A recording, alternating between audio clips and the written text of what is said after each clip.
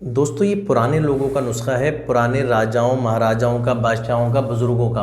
और आपको पता है कि पुराने लोगों का जो नुस्खा है तो फिर वो ताकतवर कितना होगा। बहुत सिंपल सा है, आसान सा है। आपको लगेगा कि यार ये तो बहुत आसान था, लेकिन देखिए इसमें एक शर्त है। इसमें शर्त यह है कि ये पुराना नुस्खा तो है, लेकिन इसको खाना भी पुराने तरीके से ही पड़ेगा, तब जाके ये काम करेगा। क्या होता है ना कि बहुत बार ऐसा होता है कि हम नुस्खा तो ले रहे होते हैं, बहुत बहुत पुराने नुस्खे खा रहे होते हैं हम, लेकिन हमें फ़ायदा वैसा नहीं मिल रहा होता जैसे पुराने लोगों को उन नुस्खों का फ़ायदा मिलता था। उसकी क्या वजह है? उसकी वजह यह है कि हम पुराने तरीके से उस नुस्खे का इस्तेमाल नहीं कर रहे होते थे। क्योंकि पुराने लोग जब नुस्खा खाते थे ना, कोई भी नुस्खा इस्तेमाल करते थे तो उनके अंदर सब्र बड़ा होता था, उसको सब्र के साथ इस्तेमाल करते थे। उनको ऐसा नहीं लगता था कि बस खाएं और फ़ौरन काम शुरू हो जाए। उनको लगता था कि बुनियाद जब डलती है तो हल्के हल्के डलती है, हल्के हल्के मजबूत होती है, फिर जाके उसके बाद एक किला खड़ा होता है। तो मेरे भाई, ये खजूर का नुस्खा है, बादाम का नुस्खा है, दूध का नुस्खा है। तरीका क्या है? पुराना पुराना तरीका सुन लें आप। अगर आपने पुराना तरीका सुन लिया तो ताकत की तो लहरें दौड़ेंगी बॉडी के अंदर।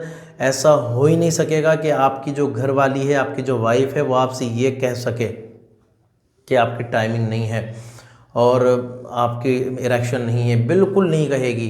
ताकत की तो गवाही देगी आपकी वो। किस तरीके से? क्या है पुराना तरीका? 12 बादाम, याद रखिए, 12 बादाम आपने लेने हैं और 12 बादाम लेने के बाद इन बादामों को कूटना है अच्छी तरीके से, ठीक है? मोटा मोटा कूट लीजिए।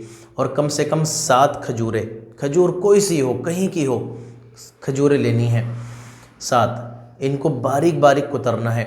और उसके बाद आपने जो तीसरी चीज़ लेनी है वो है आधा किलो दूध। क्या है? आधा किलो दूध।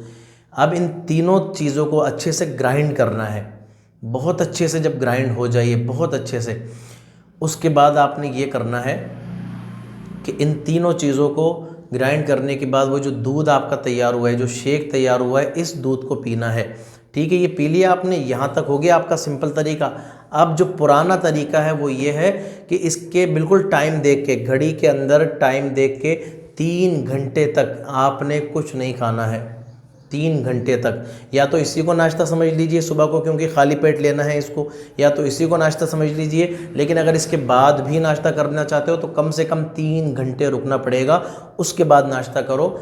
अगर तुम्हें इस नुस्खे से लाखों का फ़ायदा ना हो तो कह देना। मुझे उम्मीद है कि नुस्खा अच्छा लगा है, इसे ज़रूर करोगे।